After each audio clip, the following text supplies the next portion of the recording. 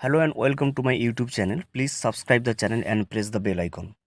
21-এর মঞ্চে দাঁড়িয়ে মমতা ব্যানার্জি লক্ষ্মীর ভাণ্ডারে যারা নতুন আবেদন করেছে তারা কবে থেকে টাকা পাবে, অথবা বাংলার আবাস যোজনার টাকা রাজ্য সরকার কবে দেবে গ্রাহকদেরকে, এবং 10 লক্ষ শিক্ষকতার চাকরির নিয়োগ সংক্রান্ত গুরুত্বপূর্ণ আপডেট কিন্তু দেন। সেই সংক্রান্ত ভিডিও আজকের এই ভিডিওতে। তো এই ভিডিওটি শুরু করার আগে ছোট্ট একটা অনুরোধ, যদি চ্যানেলে নতুন হয়ে থাকেন অবশ্যই চ্যানেলটা সাবস্ক্রাইব করে রাখবেন এবং নোটিফিকেশনটা অল করে রাখবেন। দেখুন, 10 লক্ষ চাকরি প্রস্তুত, কারও কিন্তু চাকরি যাবে না।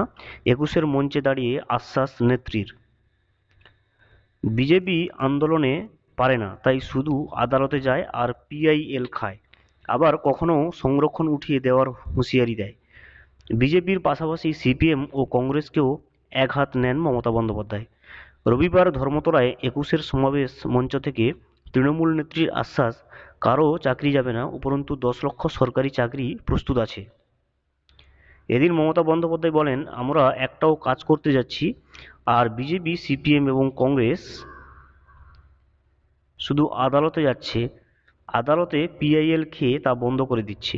কখনো বলছে 26,000-এর চাকরি খাই, তো কখনো বলছে 42,000-এর চাকরি খাই, কখনো বলছে ওবিসি সংরক্ষণ উঠিয়ে দাও। এরপরেই তার স্পষ্ট বার্তা, কোনো সংরক্ষণ উঠবে না, কারো চাকরি কিন্তু যাবে না। আমরা লড়ছি, সুপ্রিম কোর্টে গিয়েছি, আমরা লড়াই চালিয়ে যাব। 2 কোটির বেশি মানুষকে ওবিসি সার্টিফিকেট আমরা দিয়েছি, তারা নিজের পায়ে দাঁড়িয়েছেন। একই সঙ্গে তিনি জানান, রাজ্যে লাখ লাখ চাকরির সুযোগ থাকা সত্ত্বেও আইনি জটিলতায় তা ফলপ্রসূ হয়ে উঠছে না।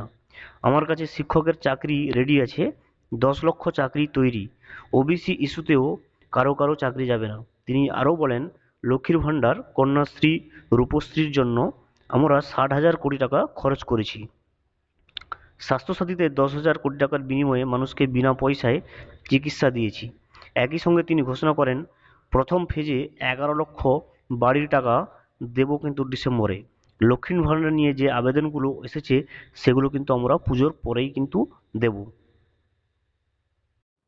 Thank you for watching. Please subscribe the channel and press the bell icon.